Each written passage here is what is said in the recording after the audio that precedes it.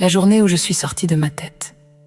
Il fut un temps où je m'imaginais maître de moi-même, distincte des autres, ancrée dans une identité stable. Je croyais que moi, Zhuang Zhu, était un homme assis sous un arbre, pensant, parlant, agissant. Mais un jour, tout changea. Je m'endormis.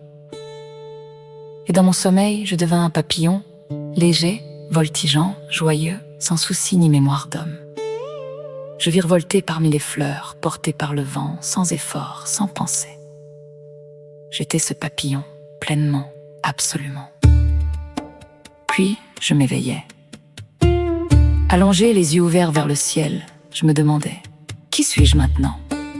Étais-je un homme qui avait rêvé d'être papillon, ou un papillon qui rêvait, à cet instant, d'être un homme? La frontière entre les deux états s'était effacée, il n'y avait plus de certitude. Et pourtant, une vérité se révélait.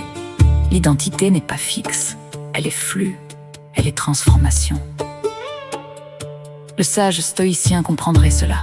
Il dirait, tout change, rien ne demeure. Accepte ce que la nature t'impose. Ce que je prenais pour moi n'était qu'une apparence passagère, comme une onde à la surface de l'eau. Le corps vieillit, l'esprit s'agite, les pensées se succèdent. Mais le soi véritable n'est pas dans ses mouvements. Il est dans l'observation calme de ce qui advient. Je me souviens d'un autre jour, où mon maître qui était assis, immobile, les yeux vides, son disciple, effrayé, crut qu'il était mort, mais qui répondit « Je n'étais pas mort. J'avais seulement perdu mon moi. » Et il ajouta « Le vent ne fait pas de bruit par lui-même. Il ne résonne que lorsqu'il rencontre les creux et les arbres. Ainsi en est-il de l'homme. Ses pensées, ses douleurs, ses joies ne surgissent que lorsqu'il entre en conflit avec le monde. Celui qui ne résiste pas, qui s'abandonne au cours des choses, devient comme le vent, libre, silencieux, universel. C'est cela, sortir de sa tête. Ce n'est pas fuir la réalité, mais la voir telle qu'elle est. Un jeu d'apparence, un tourbillon d'êtres qui se transforme. La mort de ma femme, autrefois, aurait dû me briser. Mais quand Uzi vint me plaindre, me trouvant assis, tambourinant sur une écuelle en chantant, il s'indigna. « Comment peux-tu ne pas pleurer ?» Je lui répondis. Au début, j'ai été émue, puis j'ai réfléchi. Elle n'était rien, puis est devenue. Elle a vécu. Elle est morte. Et maintenant, elle retourne au grand tout comme les saisons tournent. Pourquoi pleurais-je le cours naturel des choses? Pleurer, ce serait nier le destin, ce serait s'opposer au ciel. Le stoïcien hoche la tête, amor fati, dit-il, aime ton destin. Zhuangzi ne parle pas d'amour, mais d'acceptation. Il ne commande pas, il montre par l'humour, par la parabole, par le rêve, il déstabilise l'ego. Il nous invite à lâcher prise, pas de morale rigide, pas de règles, juste une vision.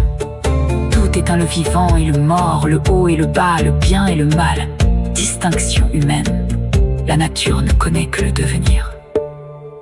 Un jour, un cul-de-jatte nommé Chou riait, car il était dispensé des corvées. On le croyait malheureux, lui savait qu'il était libre. Ainsi en est-il de l'homme transcendant. Plus il est inutile aux yeux du monde, plus il est proche du Tao. Il ne cherche ni gloire, ni pouvoir, ni sagesse affichée. Il est comme l'arbre creux, inutilisable, donc préservé. Comme l'oiseau qui ne chante pas, donc épargné par le chasseur. Sortir de sa tête, c'est donc cesser de vouloir, c'est ne plus juger. C'est voir que le bonheur n'est pas dans l'action, mais dans la non-opposition.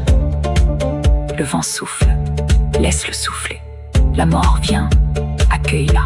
Le rêve et la veille, qu'importe si l'un et l'autre sont manifestations du même souffle.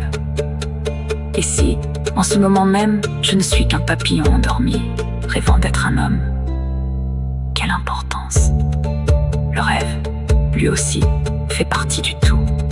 Alors, la question que je vous pose aujourd'hui, et vous, comment appliquez-vous le stoïcisme dans votre vie?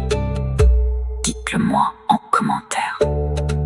Et si cette vidéo vous a plu, likez, partagez, abonnez-vous pour plus de contenu comme ça. À la prochaine et restez stoïque.